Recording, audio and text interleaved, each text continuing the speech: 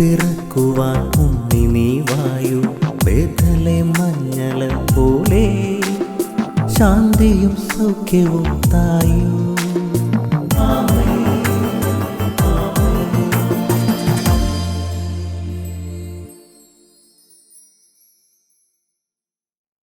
യേശുവിൻ്റെ ഏറ്റവും പ്രിയപ്പെട്ട കുഞ്ഞെ, കർത്താവ് നിന്റെ ഉമ്മറപ്പടിയിൽ തൻ്റെ വചനദീപം ഇന്ന് വീണ്ടും തെളിക്കുന്നു. പ്രഭാഷകൻ 8:10 പാപിയുടെ കനൽ ഊതി കത്തിക്കരുത്, അതിൻ്റെ ജ്വാലയിൽ നീയും ദഹിച്ചു പോകും.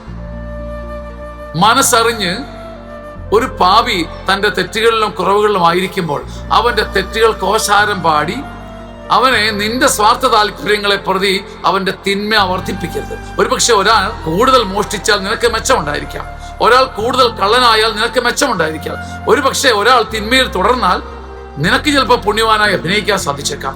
ഓരോ വിധത്തിലും ഒരു മനുഷ്യന്റെ തിന്മയ്ക്ക് ആക്കം കൂട്ടാൻ നീ ശ്രമിക്കരുത്.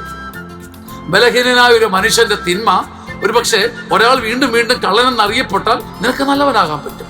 ഒരാൾ ഇടവകയിൽ വീണ്ടും വീണ്ടും മോശക്കാരൻ അറിയപ്പെട്ടാൽ അങ്ങനെ അയാളെ അങ്ങനെ തന്നെ ആക്കി നിർത്തിയാൽ നിനക്ക് ചില സ്ഥാപിത താല്പര്യങ്ങൾ നടക്കും.